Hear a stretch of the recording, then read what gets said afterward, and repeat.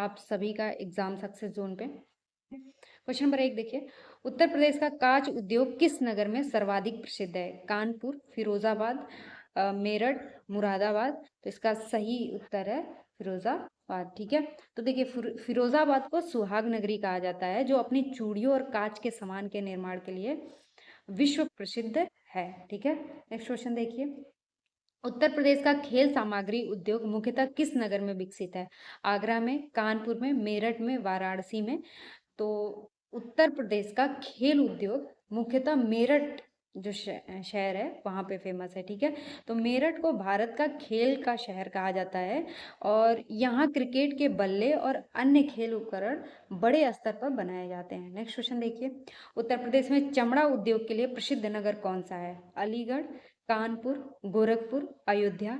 तो चमड़ा उद्योग के लिए प्रसिद्ध शहर कानपुर है। ठीक है, देखिए कानपुर को उत्तर प्रदेश का मैनचेस्टर कहा जाता है और यह अपनी विशाल टनरीज के कारण चमड़ा उद्योग का मुख्य केंद्र है। ठीक है, नेक्स्ट क्वेश्चन देखिए, आगरा किस उद्योग के लिए प्रसिद्ध है? कांच उद्योग, पीतल उद्योग, जूता उद्योग, कालीन उद्योग। तो आगरा शहर जो है वो जूता उद्योग के लिए प्रसिद्ध है। ठीक है, अगर कालीन पूछ रहा है तो भदोही। ठीक है, देखिए आगरा अपने चमड़े के जूते और फुटवियर निर्माण के लिए विश्व प्रसिद्ध है। यहाँ का जूता उद्योग स्थानीय अर्थव्यवस्था का आधार है। ठीक है, कांच उद्योग अभी हम लोग पढ़े हैं।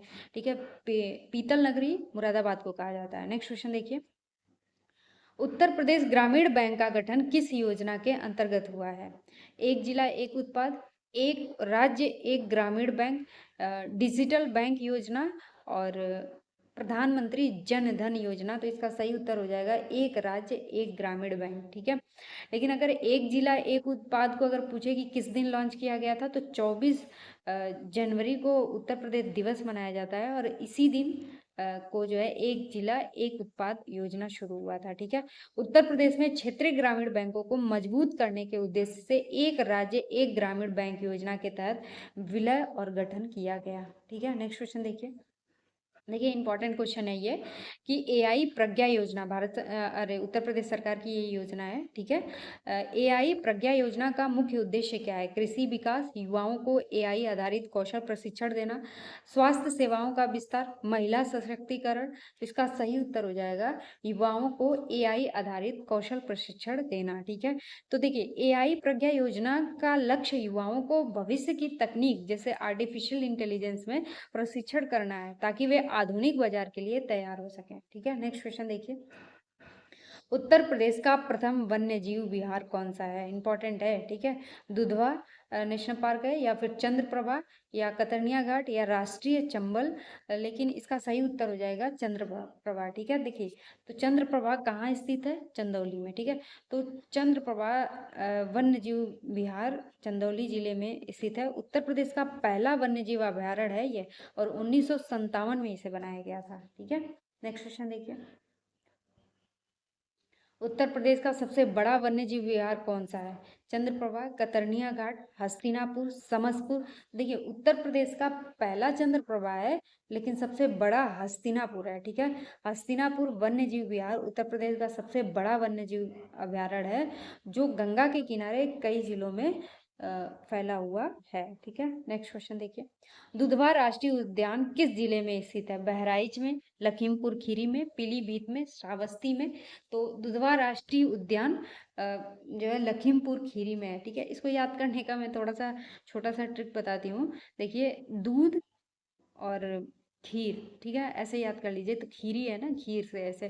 तो दुधवा राष्ट्रीय उद्यान कहाँ पे है? लखीमपुर खीरी में। ठीक है, दुधवा राष्ट्रीय उद्यान लखीमपुर खीरी जिले में स्थित है। यह उत्तर प्रदेश का एकमात्र राष्ट्रीय उद्यान है जो बाघों के लिए प्रसिद्ध है। ठीक है, नेक्स्ट क्वेश्चन देखिए, उत्तर प्रदेश के की सबसे लंबी सीमा किस राज्य से लगती है? ठीक है, राजस्थान से, मध्य प्रदेश से, बिहार से, उत्तराखंड से। तो उत्तर प्रदेश का जो सबसे लंबी सीमा है ना वो मध्य प्रदेश से लगती है। तो उत्तर प्रदेश की भौगोलिक सीमा सबसे अधिक मध्य प्रदेश राज्य के साथ स्पर्श करती है जो राज्य के 11 जिलों से जुड़ी हुई है। कितने जिलों से? 11 जिलों से। ठीक है, नेक्स्ट क्वेश्चन देखिए, सोनभद्र जिला कितने राज्यों की सीमा से लगा हुआ है? ये क्वेश्चन भी कई बार पूछा हुआ है। ठीक है, सोनभद्र जिला कितने राज्यों से लगा हुआ है? तो 4 राज्यों से, ठीक है ना।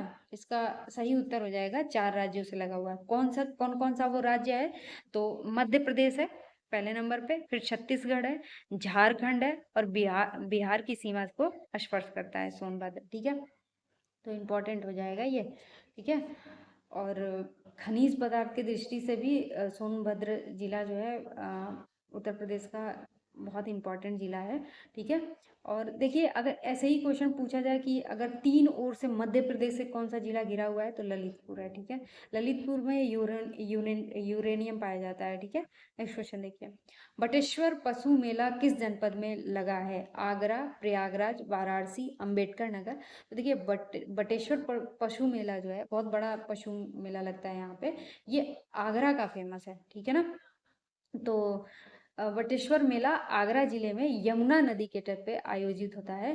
यह ऊंट और अन्य पशुओं के व्यापार के लिए प्रसिद्ध है। तो कई बार ऐसे भी पूछ देता है कि ऊंट के लिए प्रसिद्ध कौन सा मेला है, तो बटेश्वर मेला है। कहाँ पे है? आगरा में। किस नदी के किनारे? यमुना नदी के किनारे, ठीक है। इतना याद कर लीजिएगा। नेक्स्ट क्वेश्चन देखिए, माघ मेला कहाँ आयोजित होता है? वाराणसी, प्रयागराज, मथुरा, अयोध्या। तो ये आप सभी लोग को ही पता होगा कि इसका आंसर हो जाएगा प्रयागराज। तो माघ मेला प्रयागराज में गंगा, यमुना और सरस्वती के संगम पर प्रतिवर्ष आयोजित होता है, ठीक है, जो गहरी धार्मिक आस्था का केंद्र है। तो ये हर साल लगता है माघ मेला, ठीक है। बड़ी जोर शोर से इसकी तैयारी होती है। नेक्स्ट क्वेश्चन देखिए, ध्रुपद मेला कहाँ आयोजित किया जाता है? आगरा में, वाराणसी में, झांसी में, मेरठ में। तो ध्रुपद मेला जो है वो वाराणसी में आयोजित किया जाता है। देखिए, ध्रुपद मेला वाराणसी के तुलसी घाट पर आयोजित किया जाता है। यह शास्त्रीय संगीत और ध्रुपद गायन की परंपरा को समर्पित है। देखिए, ध्रुपद मेला किस घाट पे लगाया जाता है? तुलसी घाट पे। किस लिए प्रसिद्ध है? शास्त्रीय संगीत और ध्रुपद गायन की परंपरा को ये मतलब के लिए फेमस है, ठीक है। तो ये देख लीजिएगा। ध्रुपद गायकी भी बनारस घराना से रिलेटेड है, तो ये भी इम्पोर्टेंट है। नेक्स्ट क्वेश्चन देखिए, गोविंद साहब मेला किस जिले में आयोजित होता है? वाराणसी, आगरा, अंबेडकर नगर, बरेली। तो गोविंद साहब मेला जो है वो लगता है अंबेडकर नगर में, ठीक है। तो गोविंद साहब मेला अंबेडकर नगर जिले में आयोजित किया जाता है। यह मेला यहाँ की सांस्कृतिक और सांप्रदायिक सद्भाव की पहचान माना जाता है, ठीक है। नेक्स्ट क्वेश्चन देखिए, आल्हा लोकगीत किस क्षेत्र का प्रसिद्ध लोकगीत है? ठीक है, बुंदेलखंड, ब्रज, अवध, रोहिलखंड। तो आल्हा जो लोक गायकी है वो बुंदेलखंड का हो जाएगा, ठीक है। आल्हा उदल की वीरता पर आधारित आल्हा लोकगीत बुंदेलखंड क्षेत्र में बहुत लोकप्रिय है और यह शौर्य गाथाओं का प्रतीक है। तो कई बार ये भी क्वेश्चन पूछ देता है कि कौन सा रस होता है इसमें, तो वीर रस होता है, क्योंकि इसमें आल्हा उदल के जो वीरता का वर्णन किया गया है, मतलब वो जितनी बहादुरी से लड़े थे, ठीक है। तो बुंदेलखंड वाला क्षेत्र, अब बुंदेलखंड वाले क्षेत्र में कितने जिले आते हैं? तो 7 जिले आते हैं, ठीक है ना। उसमें से यूरेनियम वाला जो एरिया है ललितपुर है, ठीक है। तो वो इम्पोर्टेंट है। नेक्स्ट क्वेश्चन देखिए, बिरहा लोकगीत किस क्षेत्र से संबंधित है? बुंदेलखंड, पूर्वांचल, ब्रज, रोहिलखंड। तो बिरहा लोक गीत जो है ना वो पूर्वांचल का फेमस है, ठीक है। आप अगर पूर्वांचल से होंगे तो आपको पता होगा कि मतलब कितना मजे से वहाँ के लोग सुनते हैं। बिरहा पूर्वांचल यानी पूर्वी उत्तर प्रदेश का सबसे लोकप्रिय गीत है, जो विरह और जीवन की विभिन्न संवेदनाओं को व्यक्त करता है, ठीक है। तो ये विरह रस है इसमें, बिरहा में, ठीक है।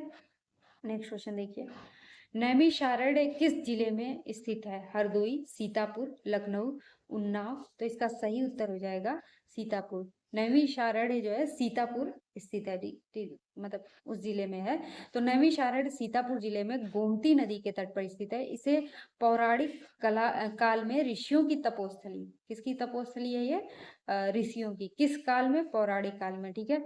और नैमिषारण्य कहाँ पे स्थित है? सीतापुर जिले में, ठीक है। किस नदी के किनारे? गोमती नदी के किनारे, ठीक है।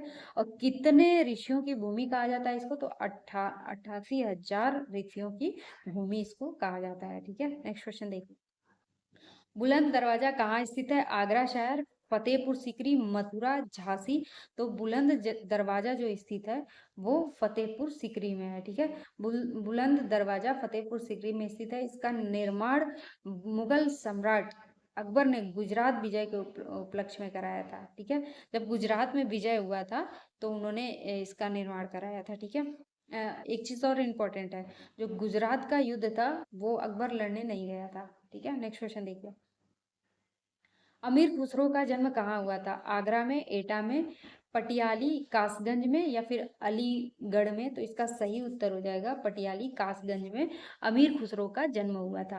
देखिए, अमीर खुसरो एक महान कवि संगीतज्ञ थे। ठीक है, और इनका जन्म 1253 ईस्वी में एटा जिले के पटियाली नामक स्थान पर हुआ था, जो वर्तमान कासगंज में है। तो अगर ऑप्शन में पटियाली या कासगंज वाला जो ऑप्शन था अगर नहीं दिया होता तो हम एटा पे टिक लगाते, क्योंकि ये जो है ना वो एटा जिले में ही है।